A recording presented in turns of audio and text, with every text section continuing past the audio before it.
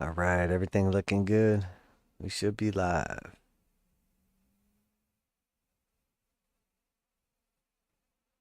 Let me know everything's coming through loud and clear if you don't mind.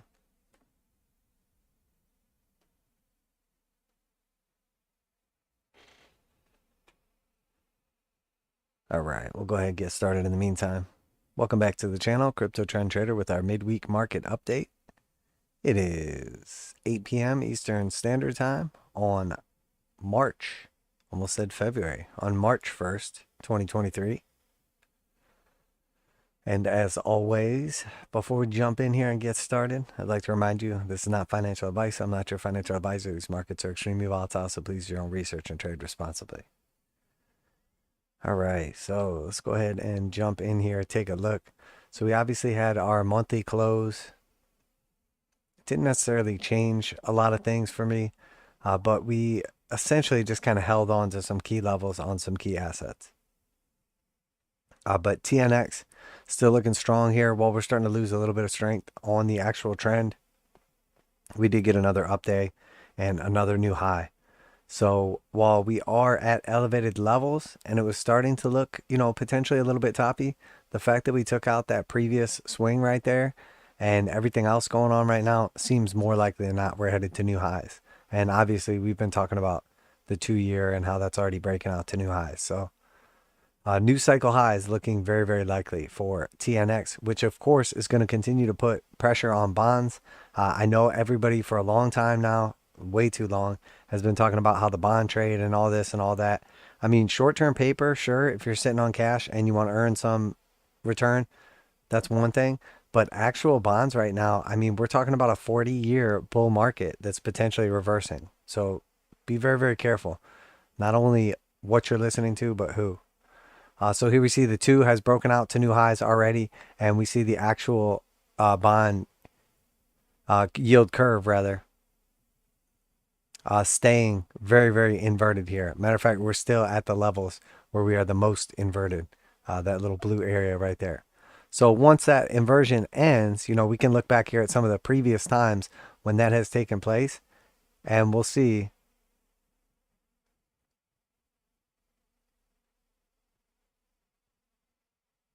My bad, I'm just trying to get it to light up that way. So you can see the blue in the background here in 2000.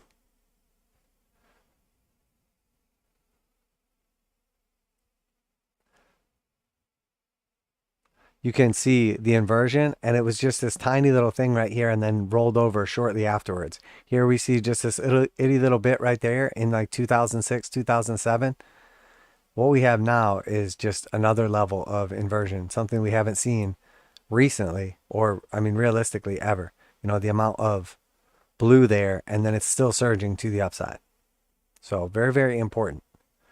So US oil still consolidating down here at the lows in that range.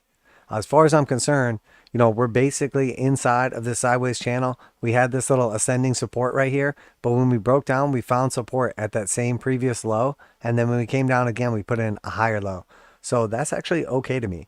And to tell you the truth, while we're looking at this and, the justification behind that, we're actually just going to jump over really quick and go kind of like out of order on this one, because what I'm seeing with this is there's potential that this is going to be the bottom, at least short to medium term, and that we'll at least get a retest of the 200 exponential and simple, because we're consistently just putting in a high, and then we're putting in a low, and then we're putting in a high that's higher than the previous high, then a low that's at least at that same level or higher than the previous one.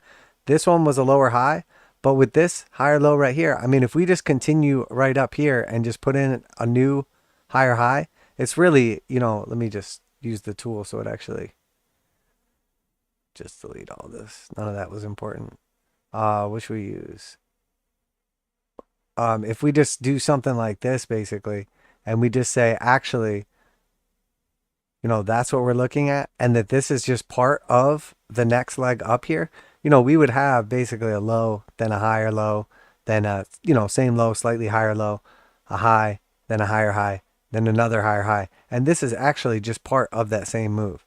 So we don't want to rule that out just yet. That's what seems likely to me. As long as we're not taking out the previous lows, that just means that buyers are stepping in to buy at the same level or sooner. So it's not amazing. We're definitely below the 200 exponential and simple, and more likely than not, we're in a bear market. So if we wait long enough, it's probably going to go down. But that being said, we don't want to get like crazy bearish short term sometimes when something could be playing out over a longer period of time. So that's what I'm seeing right here. But as long as we're just kind of moving up here, I mean, we're not like in a bull market or anything, but the possibility of seeing a retest of the 200 exponential or simple is definitely there. So let's just jump over real quick, and I want to go ahead and take a look at crypto here. So what I'm seeing currently on Bitcoin is kind of similar. The difference being that we actually got back on top of the 200 exponential and simple. But here we basically came down, we had a low, and then we went like just ever so slightly lower here. Ever so slightly lower. And that shakes out a lot of people because they set their stop loss at that low. And then if we go lower than that, they don't want to be in the trade because they think we're going lower. So it shakes them out at the bottom and then moves up after that, breaks through some key levels. And then when we come back down afterwards, it looks like it's going to be a throwover or rejection. And then we lose the moving average. It comes down afterwards, but we never take out that low. So we have that low, then we have a high, then we have a higher low. And then we, go on a powerful uptrend. We're able to capture a bunch of those gains. Beautiful, plays out nicely. And then once we get above the 200 exponential and simple, the reversion to the mean back to the 200 exponential. And the next move that I'm looking for on the macro is potentially the breakdown and retest of the 200 simple. Now, we don't have to get there. We might retest the 200 exponential again, put in that same low or a higher low, and then just go higher from here. That's a perfectly viable opportunity. But what I'm seeing right now is, and what we know is, when we're looking to capture trend, what we're looking for basically is when this flips blue, it doesn't always mean we go into some massive trend, but it specifically measures momentum. And then the normal like MACD oscillates in between, the upward bound and the lower bound. This one oscillates, but it does so in a way that it captures the trend much better. So the oscillations take place not necessarily on the zero line, and then by adding in the slope line and having it change color when the slope flips from bullish to bearish, it makes it much more easy for us to see the actual trend. So sometimes we're going to get into a position at an area like this, and then it's going to move. Let's say you were just using this to buy and sell, which you're not going to do. Obviously, we're going to use multiple things.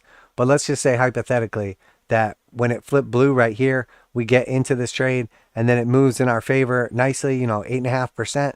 But then next thing you know, it breaks down. And by the time it flips red, well, maybe this is a bad example because you're actually up. By the time it flips red, you're up 4.5%, whatever. But you were up 8%.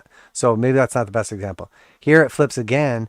And when we see it flip blue right here, so let's just say you bought on that candle when it flipped blue, we see after that it actually goes slightly lower.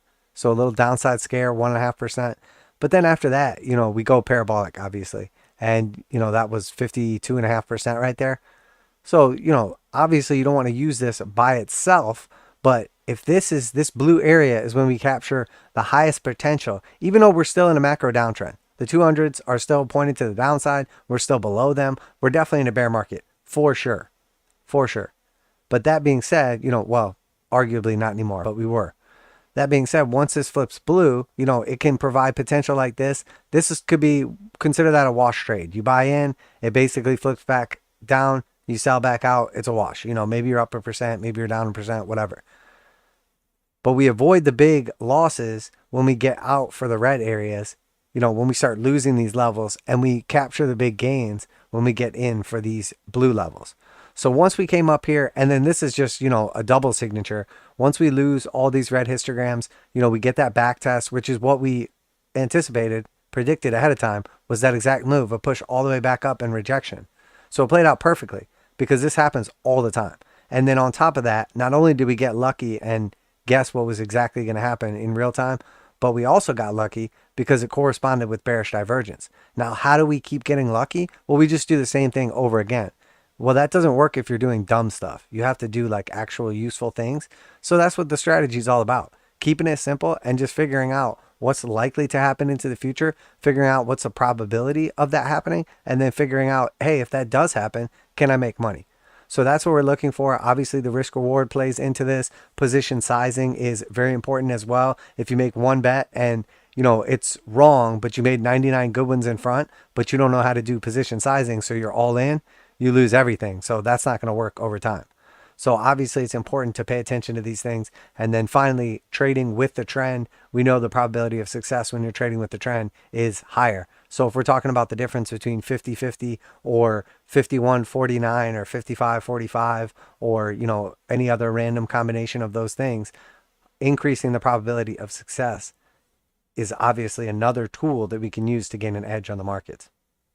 And a good example for that is you might get into your car and drive to the store 1,000,000 times in your life and back and never get into a car accident. You might drive to the store one time and get in a car accident and die. So obviously those are the two opposite ends of the spectrum, but either one is a possibility. But it's really all about the probability of that playing out and then managing risk based off of it. So for me, if I know that there's a 1 in a million chance of something happening, probably not going to happen in your lifetime, I'm not going to really be that afraid of that thing happening. Therefore, I can manage my risk accordingly. But if there's like, say, a 50% chance, if I go to the grocery store, I don't come back, I mean, that's going to make you think a little bit differently about whether or not it's worth going to the grocery store. So again, you're just managing risk off of, the probability of something happening. If it's 1 in a million, you're not going to really weight it that high. If it's 50-50 or higher than that, obviously it's very important. So, the Russian roulette example is good as well. If you just calculate the odds of with how many bullets in there, what the probability, et cetera, et cetera. So that being said, right now, what we're looking for is a high probability success situation for Bitcoin. And right now, where it's at, because it's had such an aggressive move to the upside right now, when we look at the next probable target for it, it's somewhere up here in the high 20s. So if we're at 23,611 right now, and we're looking for a probability target up here, in the 30,000 range, and we're basically coming out of a bear market, so it's about a 50-50 chance. Maybe a slight edge could be given to the bulls because we're technically above the 200s, both of them. So if we say from where we're at right now, we were looking to see, hey, is there, a decent position we can enter? Well, if the target is going to be that like roughly 29,000 level, backtesting that previous like cluster of resistance on the way down, that's about a 21% upside. So whatever we manage risk off of to the downside needs to obviously be at least 50% or less than that 21%. So if we're looking to manage risk off of the 200 simple right now, we have 16% downside and 21% upside. So you can't really take a position there. It's not high enough risk reward ratio. So could we manage risk off of the 200 exponential? Well, it's 7.7%. So technically it is like a 3-to-1 risk reward ratio. So what we would have to look at, and I'm not saying this is necessarily like a good trade or anything like that. I mean, obviously Bitcoin's going to go to zero probably tomorrow, but let's just say hypothetically speaking, 21% upside on a trade setup like this with 8.7% downside roughly, so you have 2.5-to-1 risk reward ratio. Normally we want 2-to-1 if we're trading with the trend. In this case, technically it is a bull trend since we're above the 200 exponential and simple, and they're pretty much pointed to the upside. If we were trading against the trend in a bear market, we would be looking for 3-to-1 probability of success. You don't have to use those exact numbers. You can make up your own numbers, whatever. That's just what I use, and it works. So, might as well just steal my idea. Go ahead. Go ahead, do it. I dare you. And obviously, if we could just find 10-to-1 probability of success trades every single day, we would just only take 10-to-1 trades. So it's not necessarily that it's not that you don't want to take trades that are low probability of success or low risk reward or whatever. You just have to make sure that you account for them accordingly. So if you can just always find amazing trade setups with high risk reward, great probability of success, and then you can manage position size accordingly, you're going to kill it. A lot of times the setup is the diamond in the rough. That's what's so important to find, which is why it's so important to scan so many charts, practice, and look for the same signatures over and over again. Because if we look at a signature like what we're seeing right now on Bitcoin, and we say, okay, look, we don't want to get overly bullish right now. Obviously, we have some bearish divergence between these last 2 points right here. We've had a pretty aggressive move to the upside, a nice move. Fundamentals in the markets in general look a little bit sketchy right now. But all that being said, I mean, are we trusting the technicals or not? I say yes. But right now there's some short-term bearish divergence that might play out in the meantime. So rather than rushing into a trade right now and managing off that 200 exponential, for me, the better thing to do is wait and see. So let's say hypothetically, we wait a week and we're correct, and we actually come down here and retest the 200 exponential, retest those lows. Then we can now look at managing risk off of the 200 simple, which obviously is a key area. And then that way we can look at that same target to the upside, and we have a 32% upside target with 9% downside target. So it's closer, it's 3.5 to 1 in this case. And then also we get to not only enter off of a key support, but we also get to manage risk off of another key support. Now, again, that's not necessarily the best setup. Maybe we don't come back down to that level. We almost get there and then it runs away, and then you'll be kicking yourself that you didn't get an opportunity. Anything could happen. But if we do this enough times and you practice it enough time and you see what works for you and keep track of it in your trade journal, and document what trades you take, and what were some warning signs in hindsight, what was something that went wrong and how could you have noticed it ahead of time? Was there a particular signature on the indicator oscillators that made you think twice? Did you get a gut feeling, and a little bit of gas, and then the trade backfired in your face, and now you're thinking, hey, was that Taco Bell, or was that my innards telling me that this is a bad trade? I mean, whatever it is, you can go back through and check. Whatever, the more information you have recorded, the more of those variables you could rule out or, potentially identify. And then at that point in time, you say, hey, this looks like a good trade setup right here. Bearish divergence, we're flipping into a bull market, but XYZ is also happening. And the last time that happened, it blew up in my face. So maybe instead of doing like a one lot or like 10% of my trading account or something, I'm only going to do, 5% or like a half lot, or however you're measuring your trades. For like position sizing. So that being said, that's what we're looking at. So you could look at the hypothetical third scenario right here, which is actually that you want to take advantage of both those potential opportunities. You're feeling the FOMO super bad. You don't know what to do. So normally what you would do is you would enter off this position, manage risk off of the 200 exponential, and then shoot for your target. But rather than have this be your stop loss right here, that's actually your second entry. So in all reality, the trade setup is not good. It's 22% to 16%, like we initially talked about. But if you're feeling like the hardcore FOMO or something like that, or you're convinced that price action is not going to come back down to your level, you can enter with a small position or a portion of your position, and then you can add to that position if we come back down to what would be, your quote unquote stop loss level for your second entry. So rather than just going all in right here at this time and just throwing caution to the wind, you say, okay, I'm going to enter with half the position here. I'll enter with half the position here. And then obviously you have to manage risk accordingly, because if it was a 16% drawdown and then you hit your second entry and that has stop loss at 9% drawdown, in all actuality, if the lot sizes are equal, you need to average those out. So in all reality, it's really closer to like a 13% stop loss. So you need to make sure that when you're looking up here at the percentage gain that you would potentially get, that you're averaging that out accordingly as well, which would be 22.7% and 32%, which gives you roughly 27%, which is still 27 to 13 is like a 2 to 1 risk reward ratio. So that would be an acceptable situation. And often times when this happens, you end up getting a better entry down below. And then after a while, you become more patient. So you're kind of conditioning yourself. Hey, I don't have to just jump right in when things are looking a little sketchy, or they could go either way. I'll either buy more into strength or I'll buy on the pullback. I don't even need this little chump entry right here, the little FOMO entry. But also that's something that ends up in your trade journal. And then you come back and you say, feeling the FOMO, I just feel like this is never going to correct. We just got on top of the 200 exponential or simple, and it looks like a bull market. Things are starting to line up fundamentally, and I can't sleep. So I enter this position, and then you go back to it later on and you go, oh, okay, yeah, I'm kind of feeling that again. I woke up in the middle of the night thinking about, oh my God, what if Bitcoin just doubles and I miss my chance, and then it's too late to buy, and then I'm too stubborn and it's at 70K, and then I missed the run up to 100, and then financial freedom has blown up in my face. I mean, all that stuff is like real feelings. And if you put stuff like that in your trade journal and then you look back at it, it might not be so dramatic as that. I mean, it is in your head, but you don't write it down in case someone sees it. But I mean, things like that, whatever it is. I had this weird dream that, Bitcoin doubled overnight. It might seem crazy, but there's a possibility you go to sleep and that happens to you again around the same time, because you're feeling that same feeling that other people are feeling. So the whole psychological and,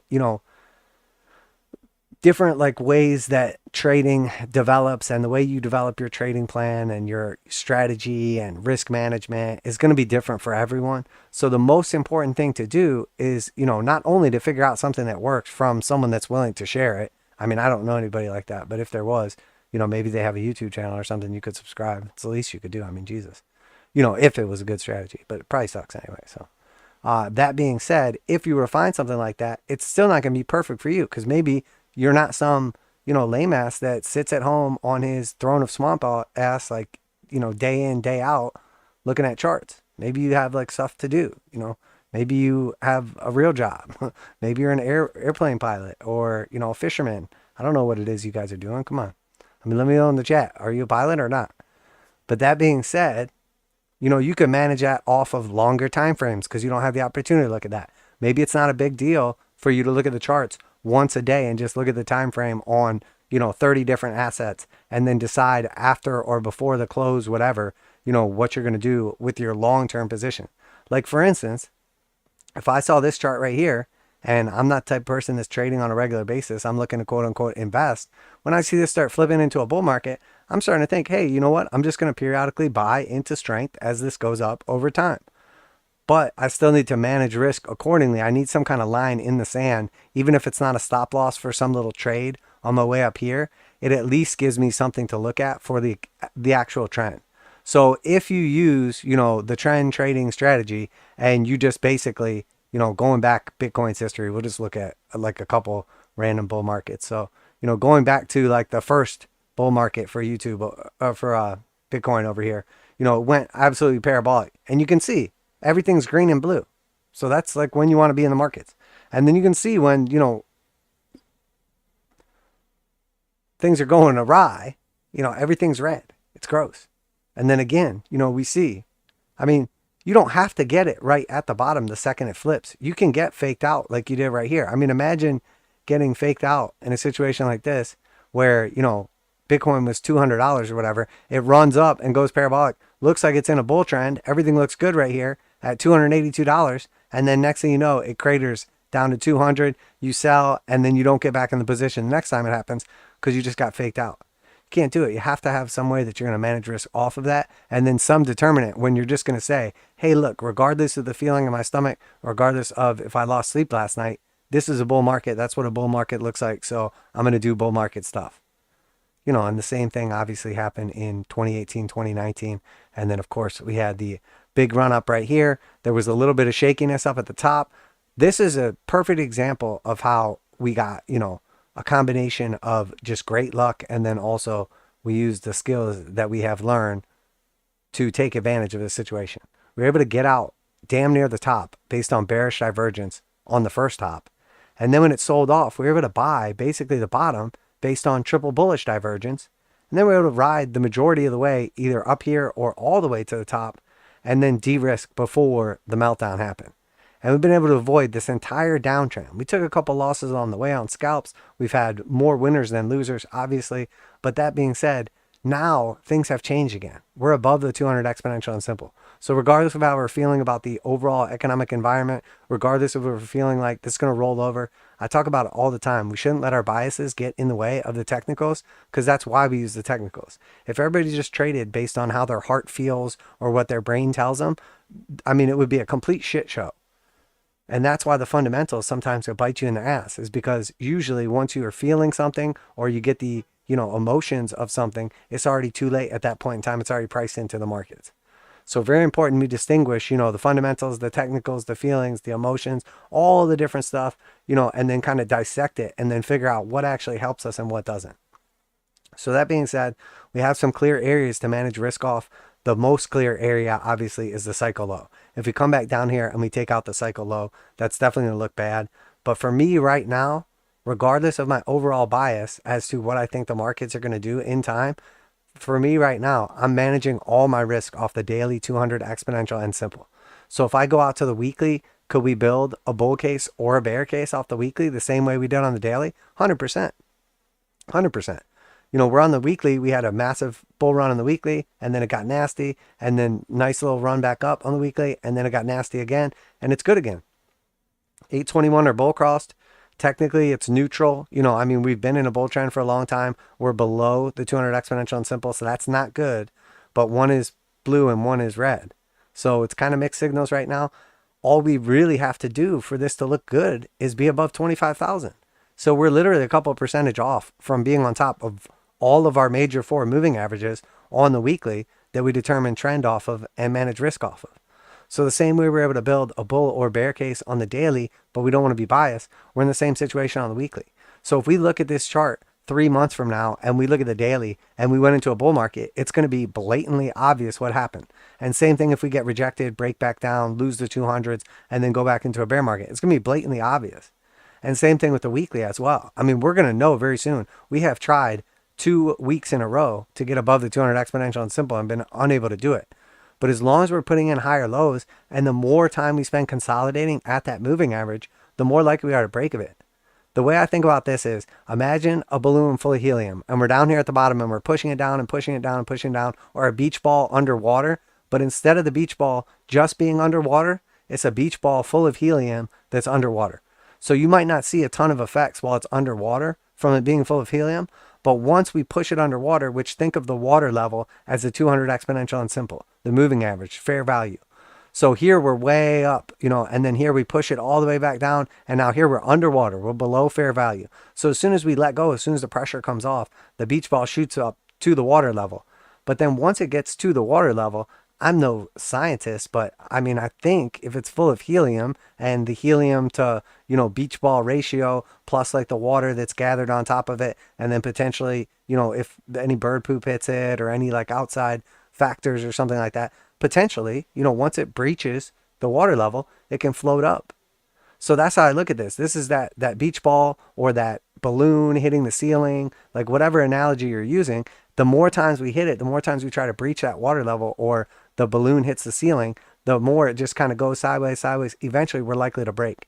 And it's the same way with support. The more times you come back down and test support, the more likely you are to break through it. It's like, you know, if you're on a frozen pond, everything looks great, you're fine. And then suddenly there's a crack because you jumped like an idiot. You know, if you keep jumping, eventually the crack gets bigger and then you fall through. But that first jump isn't enough to break through the ice. So that's kind of how we think about resistance and support levels. You know, the magnet thing, the ice thing, the helium balloon thing. I don't know what the hell I was even talking about there. So I'll just forget about all that stuff. I don't even know what we're talking about. So anyway, on the weekly, if we get above the 200 exponential and simple, 25K, this chart starts looking pretty freaking good.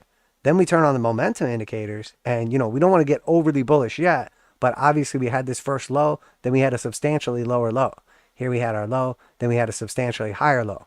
We got on top of the red slope line. Remember what we said about the red slope line earlier? We don't want to be in the slope when it's red. We don't want to do it.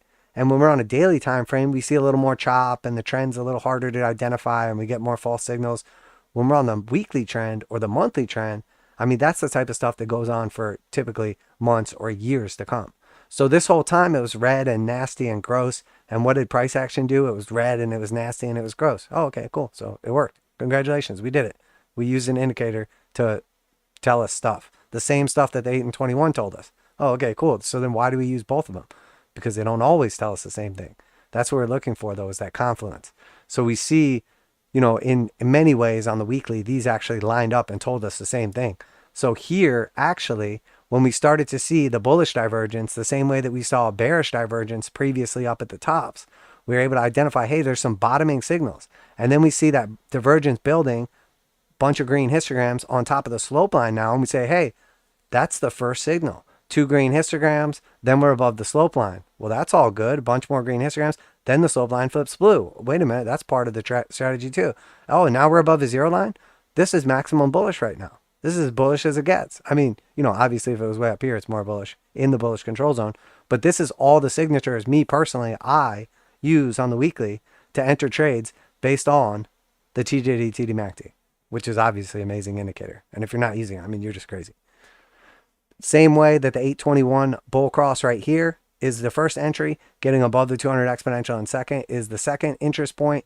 Both of them being blue is the third interest point. And then after that, you know, basically just, you know, taking out the highs. It's not really indicator related.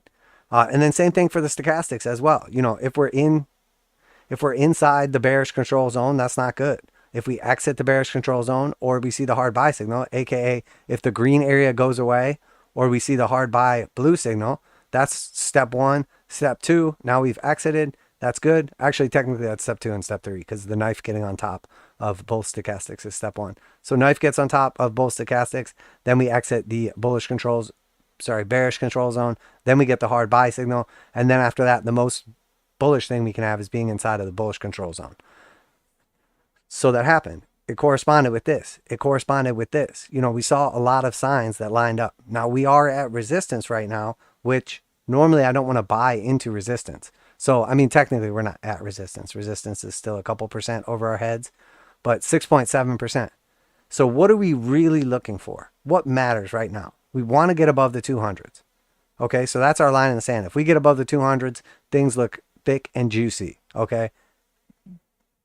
In a good way. And if we break down below the 8 and the 21, we start losing them, things not going to look so good. You know, and obviously exiting the bullish control zone, hard sell signal, not going to look so good. You know, obviously all of those same things essentially just in reverse. 2 red histograms on the weekly, not going to look so good. Then we break down below 0. Then if we break down, you know, below the slope line, then if the slope line turns red, blah, blah, blah. So this time the slope line was red for like literally over a year. So maybe it's going to go blue for over a year. I don't know. We don't know what's going to happen. We know that there's a lot of signs though on a weekly time frame for Bitcoin to go much higher. Now, that being said, now that we talked about managing risk and all that good stuff, if we're going to manage risk off of the macro low, we're talking about 31% move right now. So that means that if we're taking out the previous low as, you know, essentially a risk point, you know, we need to get at least back to that like 40,000 level for it to be 60% compared to 30%, which is 2-to-1 risk reward ratio. So that's what you have to be betting on, which if you want to bet on that, that's perfectly fine. You know, obviously I'm not telling you to bet on that. If you listen to anything I say, obviously you'll end up living in a van down by the river. So, I mean, you can do whatever you want. But that being said, 60% upside, 30% downside, all that's saying is, hey, we come back and test 40,000. Not that we go to new all-time highs, not that we go to 100K or $250,000 or whatever. But, you know, you're betting basically, hey, do we get to 40K before we get back to 16K? And right now, I don't know. It's starting to look better for the upside potential, and it is 2-to-1 risk reward ratio. So it's not a crazy bet. And you guys know, obviously, you know, I'm managing risk based off of the 821 bull cross or the 200 exponential and simple on the 4-hour, like I've been discussing for a while. So you guys already know that. And it's not like anybody new ever comes around. So we know you're all vets.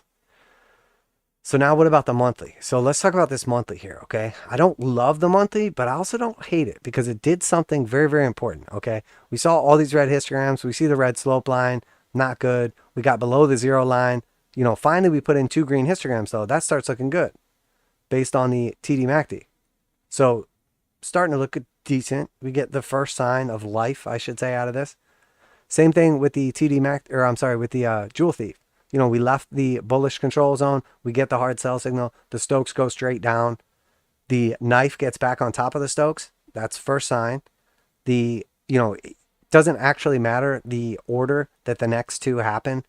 This almost always happens first, but it doesn't really matter if we exit the bullish control zone or we get the hard buy signal first. A lot of times they happen in the same spot. So like here, they happen in the same spot. We left the below 20 level the same time they crossed to the upside. So it looks like realistically it's probably going to happen the same way. If we see one more month like moving up here, like this month closes and we go higher, it's probably going to put a hard buy signal at the same time we exit the bearish control zone. So that's basically step 2 and 3 happening simultaneously, which is great. That's fine. You know, and that's happening at resistance. So now this is what I was saying about I don't love how this looks specifically, but it did something really good. What I like to see on the monthly at a resistance or support level or trying to reclaim one of those levels is I want to see us push up and get above that level, which in this case, we're talking about the 8 in red right here, which we did. We closed above it. And then what actually happened is we tested up, we tested down, and nothing happened. And there was no actual bias. Like when it was all said and done, all the buying and all the selling on the monthly, and we ended up just in the exact same spot. So basically we just took a month off. Nothing happened. So as long as you didn't get like wicked out at the bottom or, you know, wicked out of your short at the top, it was exactly the same as it was 1 month ago. Nothing changed. All of February was absolutely a big zero. So that's fine. But something really did change, because I like to see us close above support to reclaim it. But a lot of times you just get rejected right away again too. And then it doesn't really count for anything. But when you close above support and then you open your next candle above that support and then you close that candle as well, that to me is a big bullish indication that sure, the bulls are lazy. Sure, they're weak. Sure, most of them are pretty douchey if you meet them in real life, or, you know, read their Twitter posts or whatever it is they're doing. Sure, they suck. They're douches. That's fine. They're just a bunch of chads chatting it up. What do you expect? But that being said, they got a reason to be chatty right now, okay? Because we reclaimed the key level. So in my opinion, the bulls did just enough, but they did do enough. And in my opinion, that's all that really matters. Like, was it minting of stable coins, buying crypto to prop up the price? Was it actual organic buying? Was it Michael Saylor taking out loans to buy crypto? I don't know, and I don't really care. What I care about is what they printed. Because at the end of every single period that we look at, whether it's a 4-hour or a daily or a weekly or a monthly, there is a battle that takes place to do what the boomers refer to as paint the tape.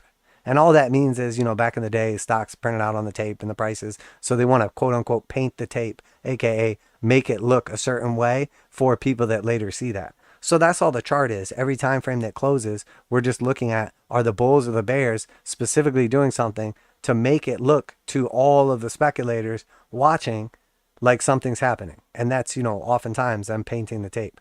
So in this case, you know, the bulls try to push price up, couldn't do it. The bears try to push price down, couldn't do it. But we did hold above that level. And that is important, because now, as long as we're above that level, the logical conclusion is, well, this was resistance. We went lower. This was resistance again. We haven't been able to burst through it yet, but now we're above support. So we're at resistance, above support, consolidating. For me, rationally, the next move is up to 27,361 to backtest the 21 moving average. Can this roll over and just go lower and this all fails and it just goes straight down to zero and Bitcoin's at, you know, 3,000 and everybody hates it, and then it's like the bottom and then it goes to 800 and the next thing you know it's $100 and then Bitcoin goes to $1 and then it hits zero. Peter Schiff comes out, bursts off confetti, told you so. You know, his son lost his $500 or whatever, you know, and the whole world rejoices except for obviously Bitcoin investors. Is it possible? Sure. But right now, if I'm betting on the probability of this thing, you know, going down or going up, it looks like they just did enough. Okay. They didn't go over the top. They didn't put any, like, you know, whipped cream on the sundae. They didn't put the little cherry on top. You know, but they basically made us a pizza and it's just bread, sauce, and I think that's cheese. Okay. They didn't do a great job, but it is a pizza. So that's what I'm paying attention to. We'll see how it plays out. But we're starting to see all of those things that we can easily say, hey, I don't want to be biased about the markets because inflation's going to rage and Federal Reserve is going to print money and there's going to be a food shortage and we're probably about to have, you know, World War III and whatever other crap, you know, is going on or you want to talk about or think about or might make up your decision. This is designed to not have to worry about that, to take the second guessing out of it. Now, it's not always correct. And a lot of times it's a progressive thing.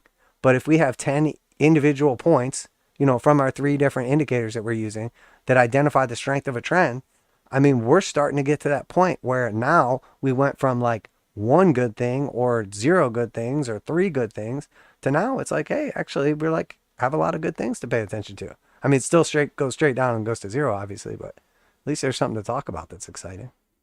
So anyway, yeah, that's Bitcoin. Yeah, all right. Jump over in the chat, see what everybody's saying here. Hex Evolve, what's up, man? Good to see you. I can hear you. What if that said I can't hear you? That would have been terrible. The whole time. That epic, epic story that we just told. What's up, Parag? Good to see you.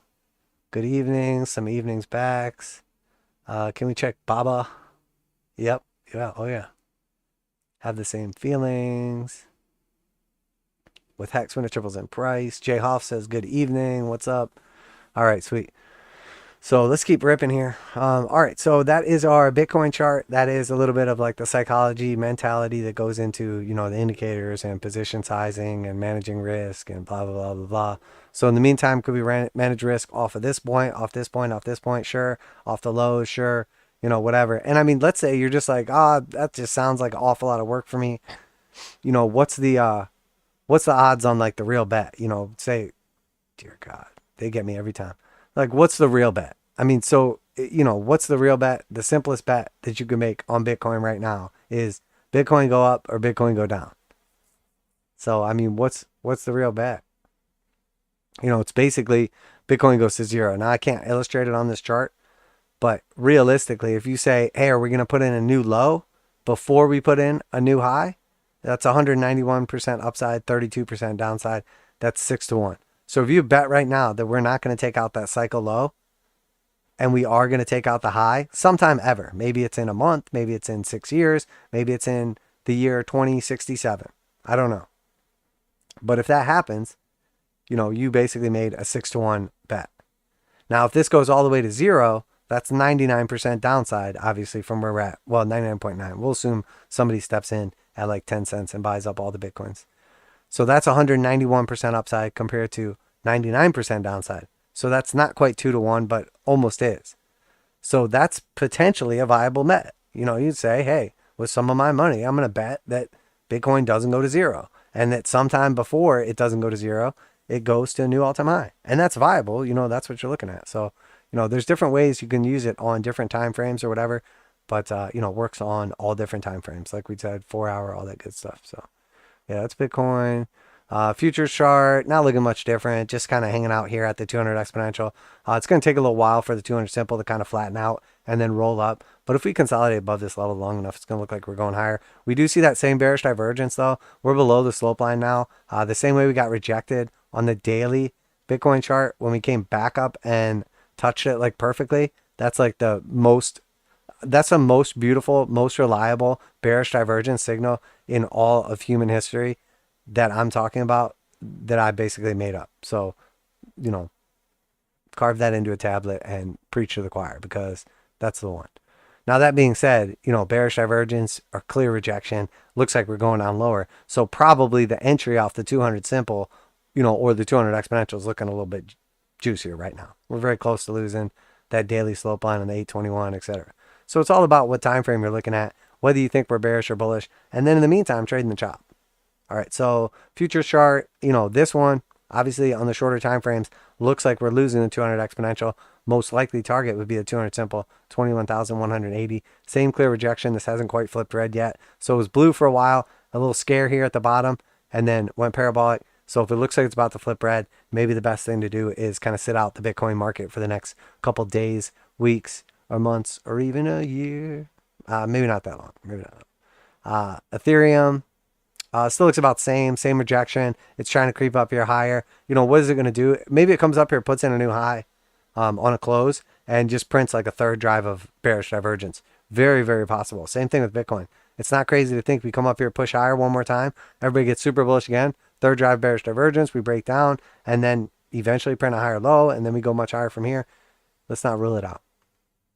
Total market cap, just hanging on to the basically all the moving averages. So as long as total market cap is at 1 trillion or higher, it looks good.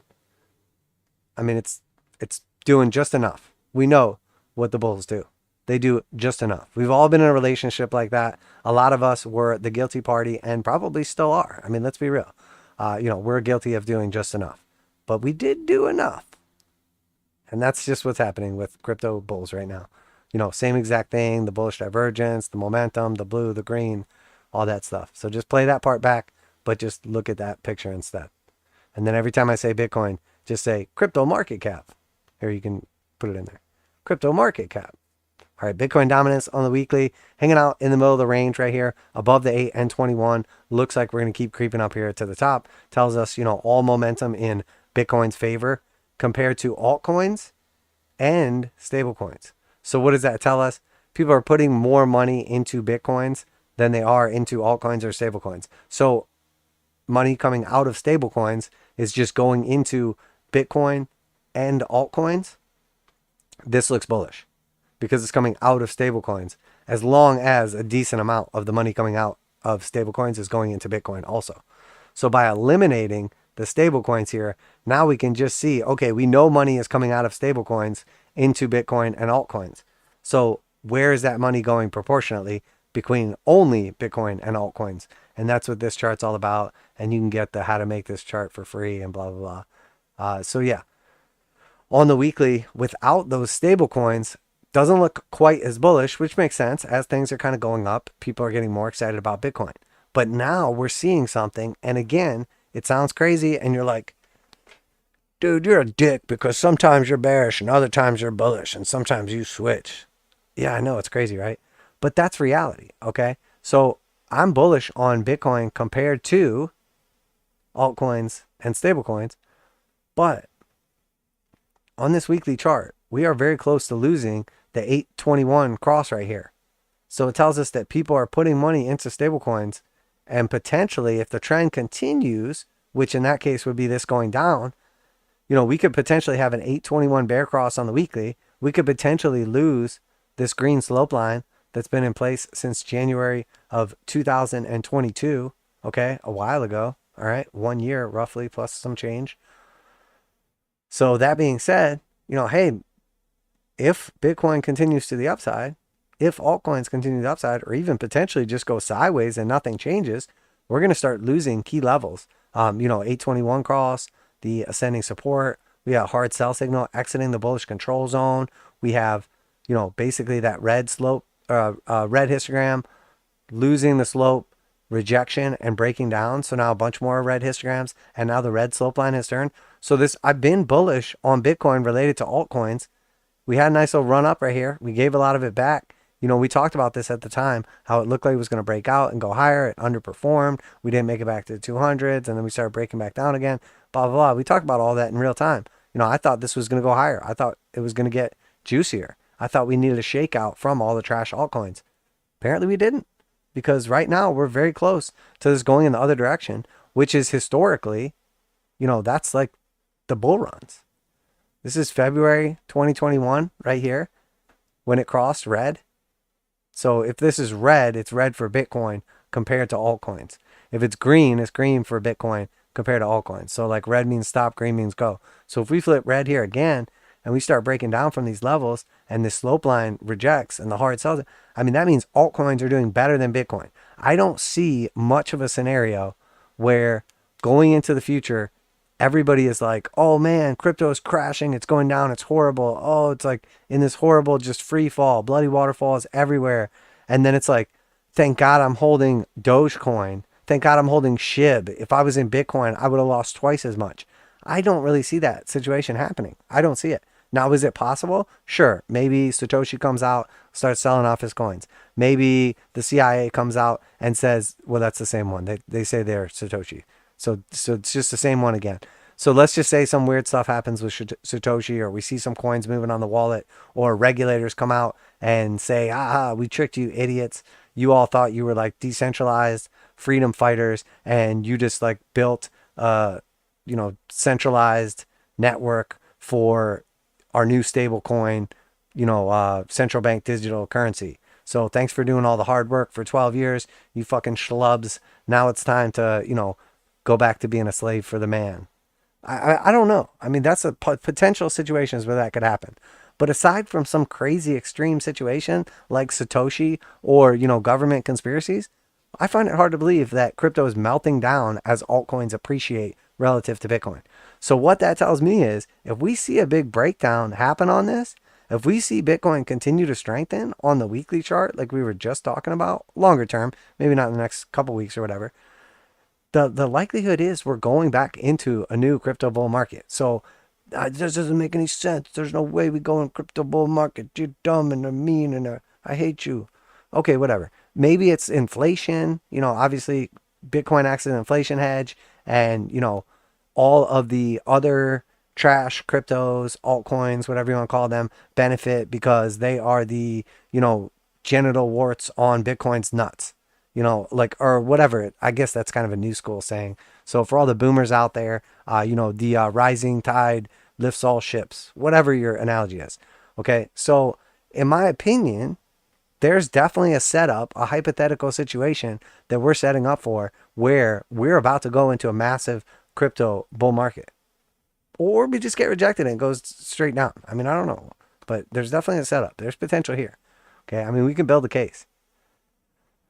All right. So that being said, let me know what you guys think of the metaphors too. I try to mix it up and keep it fun, funny, but also like educational. So, I don't know. Sometimes they're a little vulgar, but I feel like there's just a certain amount of like comical nature that comes with just being a little like, aggressively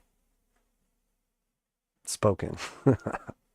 Matic, we lost the 821, the bull cross. We're still above the 200 exponential and simple, but obviously the clear target, we tested that previous high right here. Maybe we push up again. It starts looking like a head and shoulders. Maybe it just rolls over now. I don't know what's going to happen exactly. But obviously if we lose this level right here, that like 118, 120 level, we have to be looking for this thing back testing $1. So, and then obviously we had a massive run up, the blue trend line, and now it's red. So, that's it. It's switched back red. There's no reason for us to be bullish in this. Should we have taken some more profits up here at the top and, not been waiting for the whole situation to play out? Yeah, sure, probably. I mean, the truth is the first trade setup played out beautifully. And then the other one looked like it was going to play out beautifully. I mean, it still did. We just got that later entry on the second one. It played out nicely still, but obviously in hindsight, selling at 150 is better than selling at 122. But, if you ever dwell on the money that you shoulda, coulda, woulda cashed out, the easiest way to not make that mistake again is just don't make that mistake again. Take some profits. So BNB, Binance. So the most important thing right now, obviously we have that key fib, this key support, the 200 exponential, 200 simple. We're trying to reclaim those. We technically have. We're consolidating. Looks like we're consolidating above support. So it looks like we're getting ready for a leg down. And then obviously we know about the big air pocket and all that. But way before we ever get to air pocket, we have some strong support around 250 for Binance Coin. We did lose that slope line. It is flipping red. So we do see crypto is pointing to the downside. For now, more on the macro, but there's some signs of life. But realistically, what I'm starting to honestly see that's intriguing about crypto is the potential for weekly and monthly charts looking bullish. Which sure, I mean, we can have a monthly chart flip bullish and look bullish and be about to go into a 2-year uptrend with 600% gains. Or if you're in altcoins, 100 million% gains. If you're like degenerating it up, that can happen. But before that happens, after the signal triggers on longer time frames, we could drop 50%. I mean, it's not crazy. It's not unheard of. Matter of fact, it's more common than you'd think.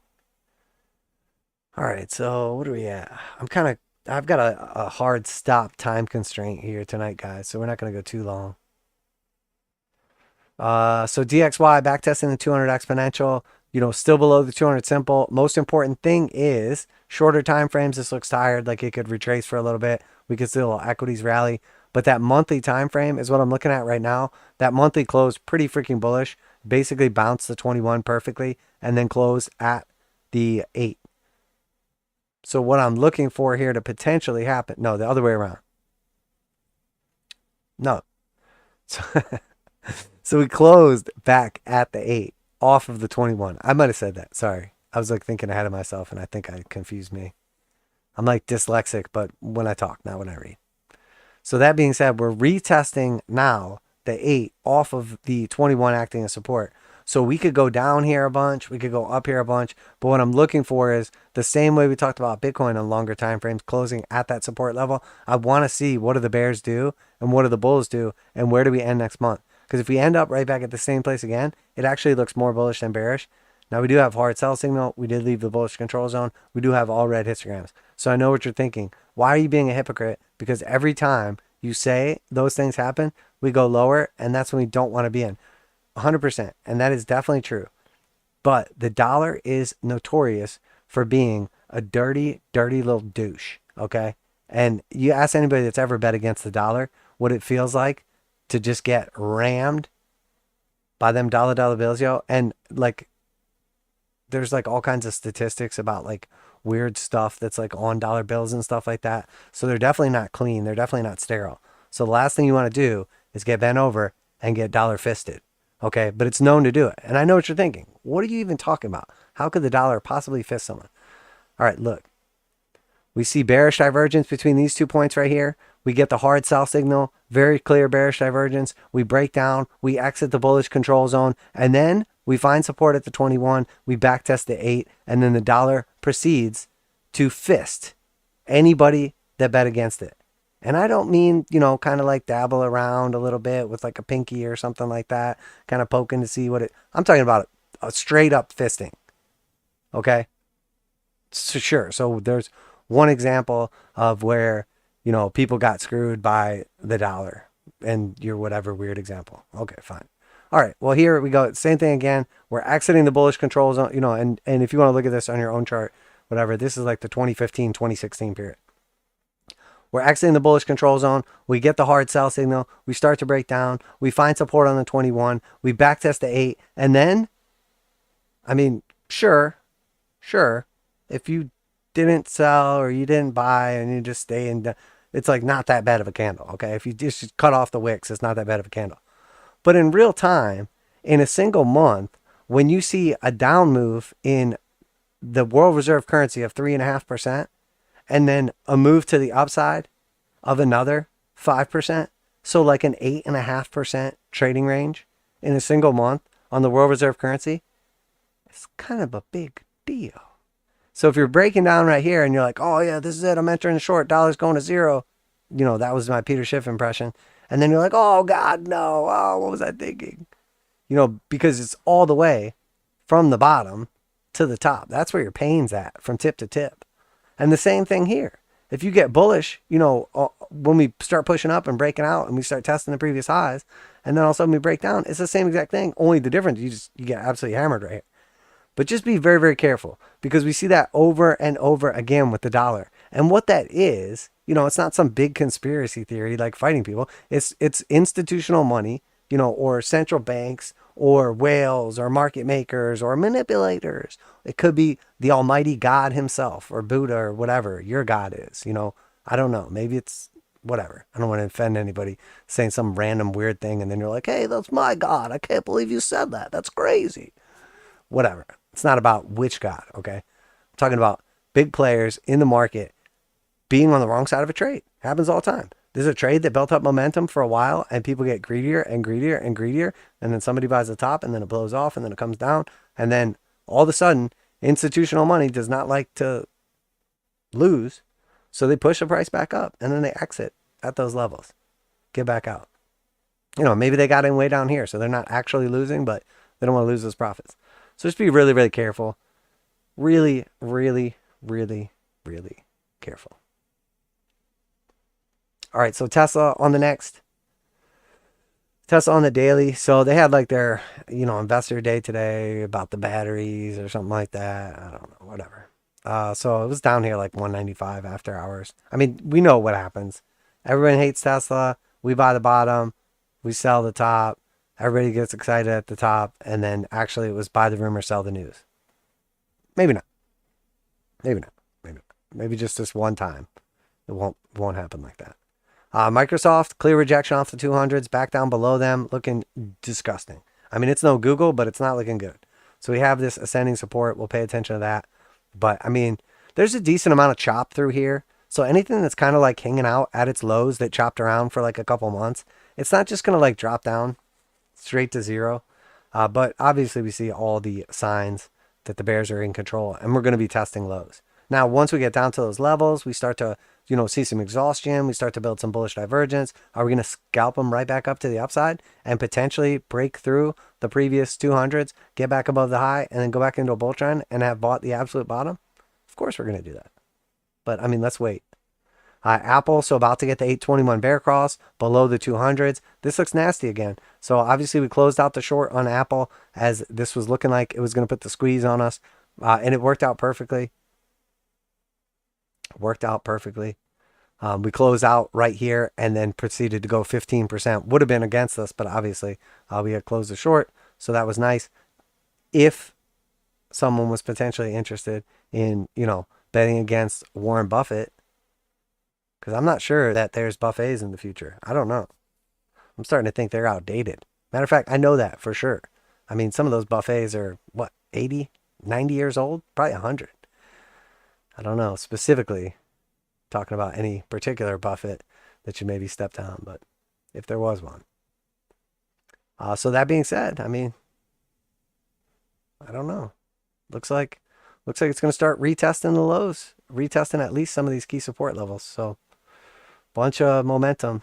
Now, where does it come to? Probably 140, and then it probably finds some support temporarily, because we've had some pretty aggressive moves back to the downside.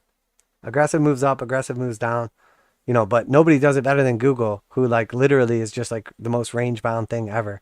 A lot of other stuff is at least putting in higher lows. This is kind of putting in higher lows. We're at the lows now, so this is it. Potential scalp back up like 10 to 15% from here. I mean, it's pretty beat up too. So this is weak, so it got down there quicker.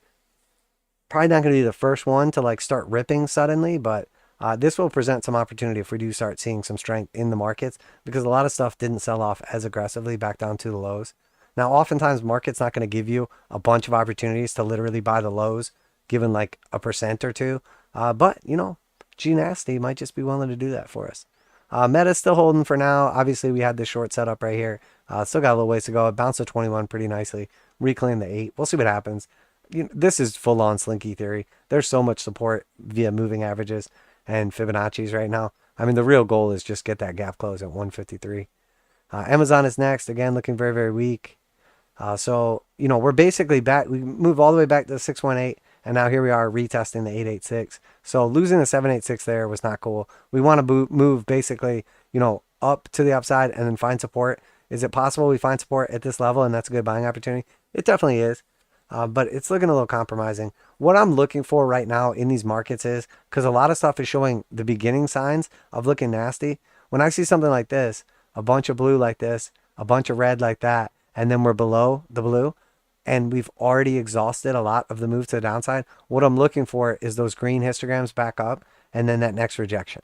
So I'm looking for it to start curving up like this, turn green, and then get rejected, and then potentially go lower. So that's basically just this scenario right here that we talk about all the time, where we basically come back up, test it, and then, I mean, technically this would actually be red.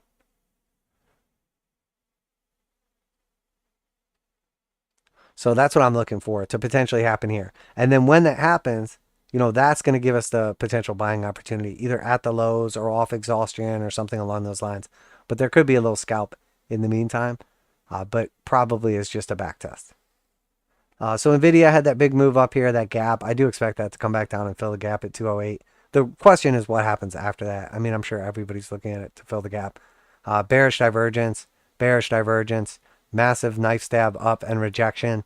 I mean, 9.5%. So in my opinion, this was a short squeeze. It was basically just gaps up above people's stop losses, takes them out, distribution starts to happen, and then eventually people realize what's taking place. And then we look at buy at the 200 exponential or simple, the ascending support line, any of that good stuff. So what are we at time-wise? 103. Okay, yeah, so we're probably going to go ahead and wrap it up there, as I do have some time constraint. Oh, you know what? Somebody asked about Alibaba. We'll do that one real quick.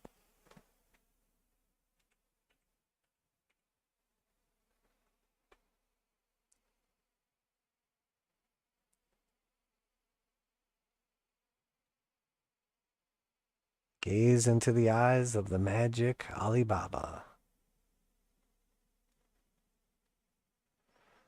All right, so here we have the monthly Alibaba chart. So, I mean, this thing was, we talked about it a million times in advance. This was key support, obviously the lowest low that we've had since this thing was publicly traded. An absolute disaster of a stock, 821 bear cross. And then we back tested the 8, closed at it, back tested the 21, got a clear rejection, bearish engulfing candle, and lost both those moving averages. So the most rational thing to think right here is, hey, we had a big leg down. We had a back test retracement of that leg down, and now we're getting ready to continue.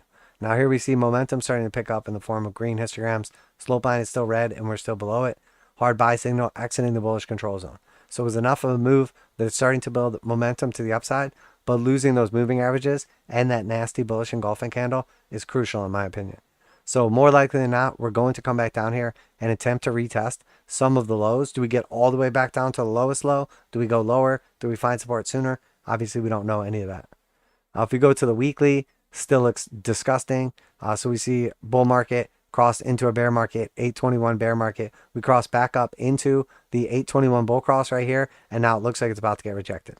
So we'll know in like 2 days if this is about to get a bear cross. If it does, again, it's going to look like continuation. We have a ton of red. We're below the 200s. Very bearish. We have one bull cross that gets clearly rejected and immediately goes to a lower low. We have another bull cross right here. Can't get above that clear resistance level. And now it looks like we're about to get a bear cross again. So we're going to retest the lows right now. What is the bull case scenario? When we do retest these lows, we find support somewhere around here. And then actually we have a left shoulder, neckline, head, neckline, right shoulder. Maybe an inverted head and shoulders, and that's the bottom. And then we can go higher. I don't know what that's going to look like fundamentally. Whatever. So far, I feel like a lot has been priced in China, and not a lot has actually happened.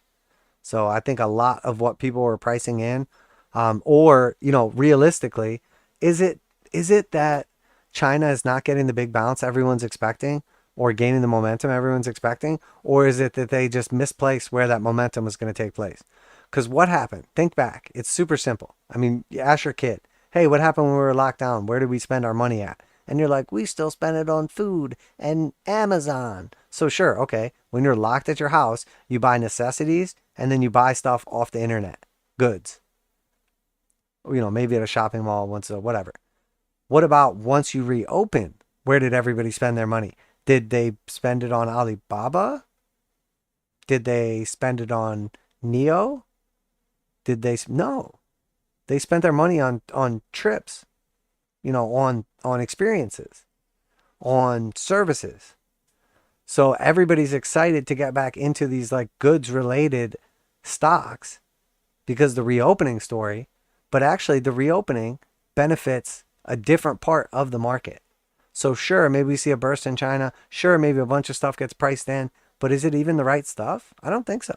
I think all the stuff people are super excited about is like the obvious, like, you know, what you would think. But then when you really look at it a little bit and you go, oh, wait, hang on. Maybe I don't just want to bet on all of China. I want to do the same thing that happened to every other portion of the world, which is after the goods inflation, after the lockdown comes the services inflation, you know, or if you're trying to bet on the stock market, obviously service related stocks.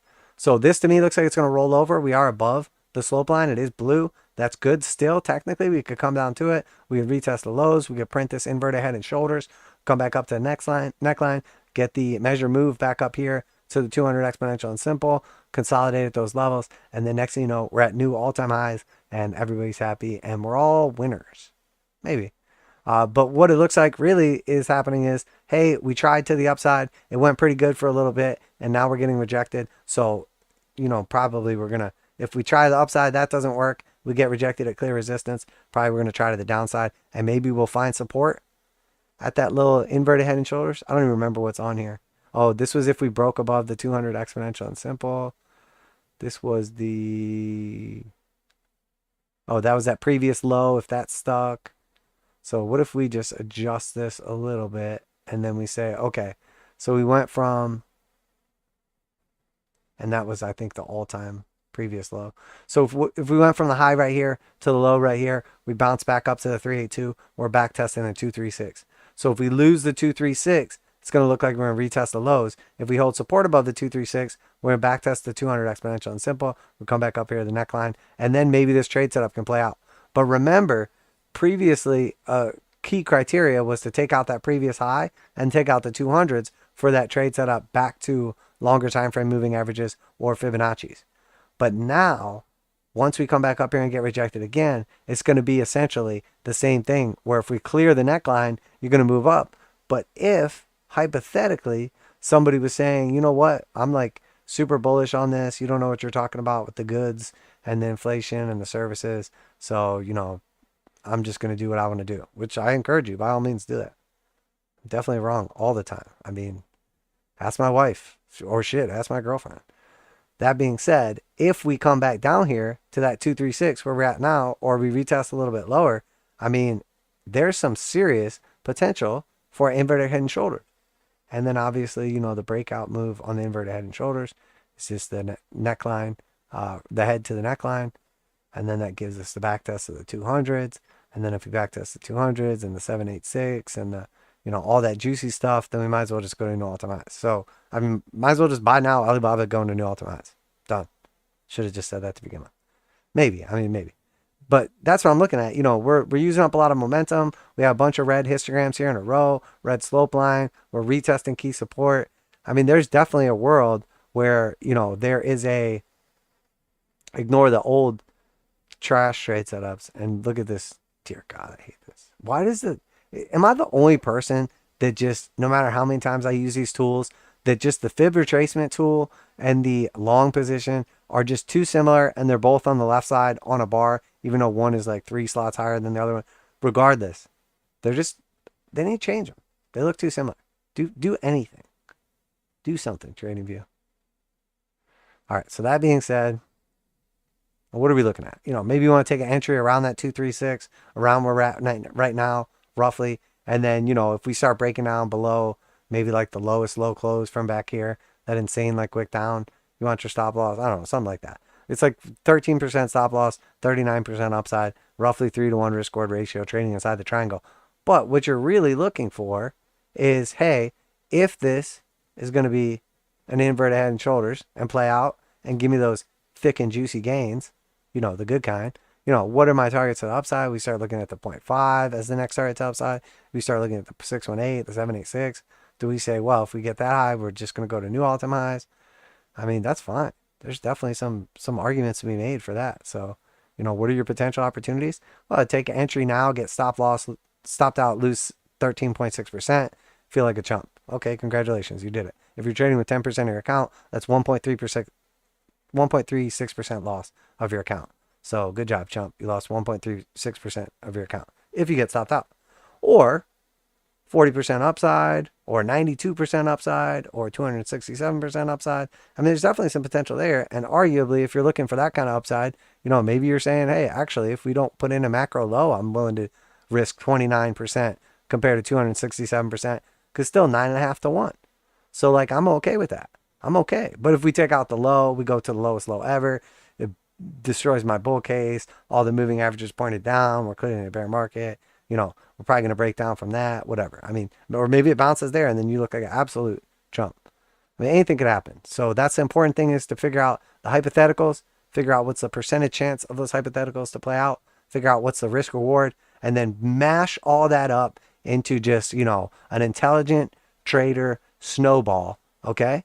And then just wait for the right opportunity and maybe crush up a couple little pieces of ice in there, you know, get a little bit wet, leave it out overnight. I don't know what you want to do. You know, if you got some other little advantages, some snowball tricks. And then when the opportunity presents itself, try to nail the market in the mother freaking eye with that ice ball that you concocted and get those gains. Because that's really all it's about. It's just figuring out, you know. So yeah, that's it. That's Alibaba. Some potential opportunities right there. It's definitely going down, but I mean, there's a strong argument to be made for, you know, this being a good buying opportunity. I mean, it's probably going to be at 0 tomorrow, but you're willing to risk 13% that I'm wrong. I mean, it's not a bad trade setup. Shit, I might take it. All right, so yeah, that's it. We got to get out of here. Gold bouncing the 200, like we talked about. 200 simple is lower. Okay. All right, let me jump over in the chat, and then we're going to wrap it up there. Gigabyte, what's up? Good to see you. Digital Durwood in the house. Your metaphors are like magical pearls of wisdom. It makes the lights go on. I'm glad you enjoyed them, because there's some controversial issues occasionally in my metaphors, and most of them are not PG-13. Actually, I don't even know. I think most PG-13 kids probably seen more than I have in my life. All right, so yeah, we're going to go ahead and wrap it up there. So yeah, that was pretty fun. Good stream. Good talk, guys. Remember, this is not financial advice. I'm not your financial advisor. These markets are extremely volatile. Please do your own research, trade responsibly. Yeah, all that good stuff. I'll see you guys on Sunday for sure. And check out those static videos putting out on the Dirty Dow and its evil little secret. But you guys already know because you watch the stream. So, but yeah, keep your eye out for those static videos. All right, I'm leaving. Crypto Trend Trader. with our Wednesday midweek market update, 9:18 p.m. Eastern Standard Time on March 1st, 2023. Later.